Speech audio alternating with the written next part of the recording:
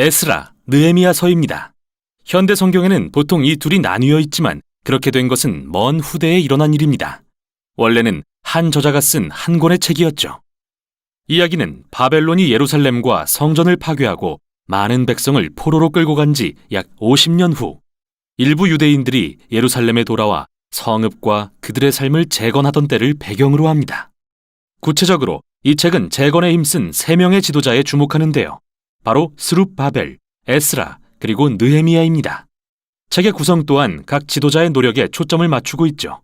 스룹바벨은 큰 무리의 백성을 이끌고 예루살렘에 돌아와 성전을 재건하고 그로부터 70년 후 에스라는 예루살렘에 와서 토라를 가르치고 공동체를 재건하며 다음으로 느헤미야는 예루살렘의 성벽 재건을 지휘합니다.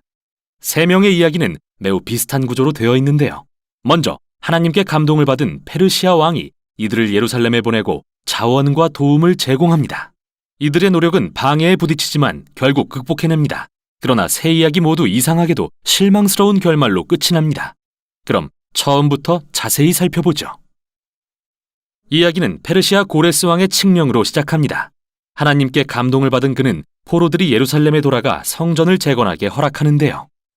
저자는 이것이 언젠가 포로들이 예루살렘으로 돌아간다는 선지자 예레미야의 예언이 성취된 거라고 말하죠.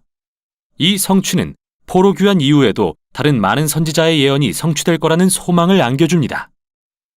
다윗의 혈통에서 나실 미래의 메시아 왕에 대한 소망, 하나님이 그의 백성 가운데 거하실 성전 재건에 대한 소망, 하나님의 나라가 임해 열방이 복을 받을 소망, 바로 아브라함에게 약속하신 것처럼 말이죠.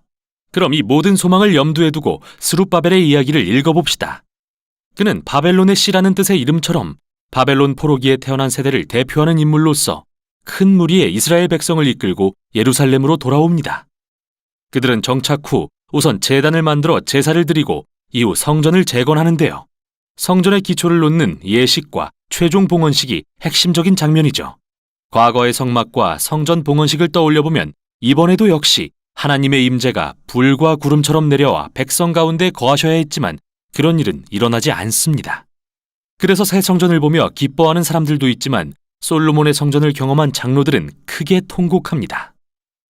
그들의 영광스러운 과거나 소망하던 미래와 너무 달랐기 때문이죠. 그리고 여기서 처음으로 방해 세력이 등장하는데 매우 이상합니다. 이스라엘의 후손 중 바벨론의 포로로 끌려가지 않은 자들은 예루살렘에서 계속 살고 있었는데 그들이 성전 재건을 돕겠다고 나아옵니다. 그런데 스룹바벨은 이를 거부하면서 너희는 이 성전과 아무 상관이 없다고 말하죠. 당연히 갈등이 일어났고 스룹바벨이 이를 극복하긴 하지만 정말 이상합니다. 선지자들은 분명 하나님의 나라가 임할 때 이스라엘의 모든 지파가 하나 되어 열방과 함께 하나님을 예배할 거라는 환상을 보았기 때문이죠. 정말 실망스러운 모습이 아닐 수 없습니다. 다음은 70년 후 에스라의 이야기입니다. 그는 바벨론 포로 시절 이스라엘의 지도자로서 토라에 능통한 학자였는데요. 페르시아 아닥사스다 왕에게 임명되어 한 무리의 백성을 이끌고 예루살렘으로 돌아오죠. 에스라는 이스라엘의 영적 재각성과 사회적 재건을 간절히 소망했지만 우리는 또다시 실망스러운 모습을 보게 됩니다.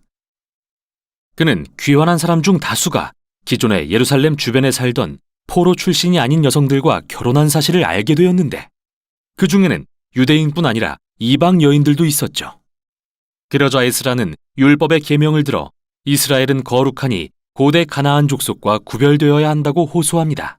예루살렘 주변에 살던 자들은 가나안 족속처럼 귀환한 이스라엘 백성을 타락시킬 거라고 하면서요. 그리고 에스라는 가슴을 치며 회개 기도를 드립니다. 그런데 그 후 그는 지도자들을 결집하고 법령을 시행해 이 모든 결혼을 무효화하고 이방 여인들과 아이들을 쫓아내도록 하죠.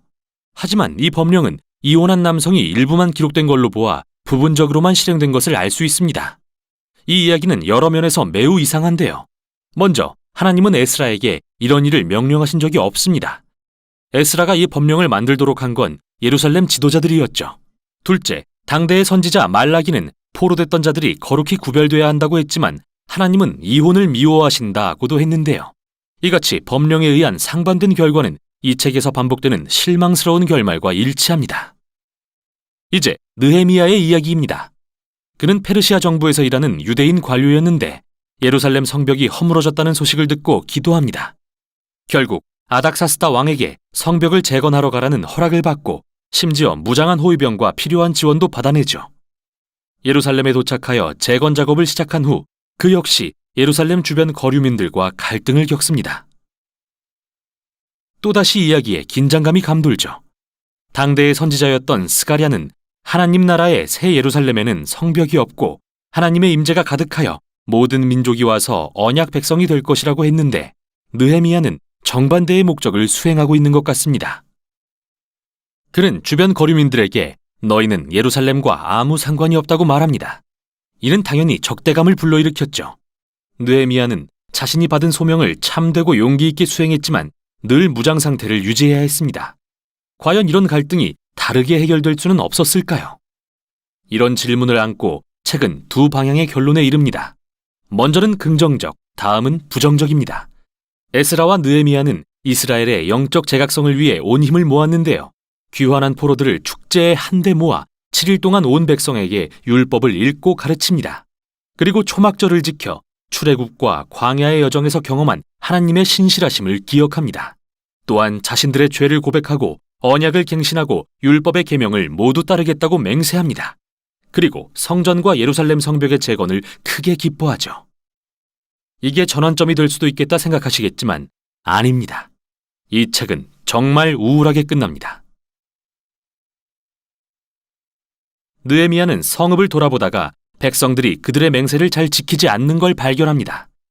스룹바벨이 애써 재건한 성전은 방치되어 소홀히 관리되고 자격 없는 자들이 돌보고 있고 에스라의 가르침이 무색하게 백성들은 율법을 어기고 안식일에 일을 하고 있죠.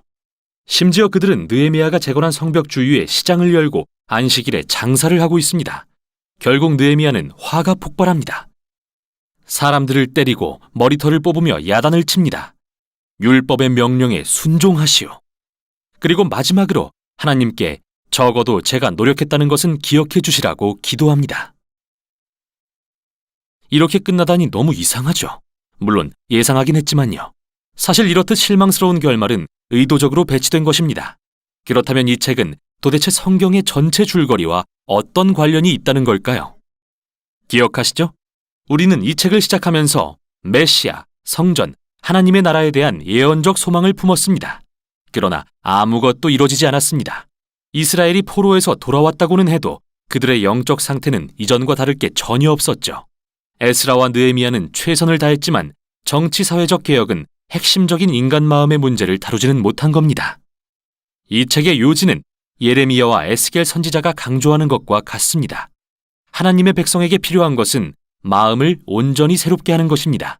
그분을 사랑하고 그분께 순종하기 위해서 말이죠. 이 책이 실망스럽게 끝나는 건 사실이지만 그래서 지혜서와 예언서를 계속 읽고 싶어집니다. 하나님이 위대한 언약을 성취하기 위해 무엇을 하시는지 찾기 위해서 말이죠. 여기까지 에스라와 느헤미야였습니다.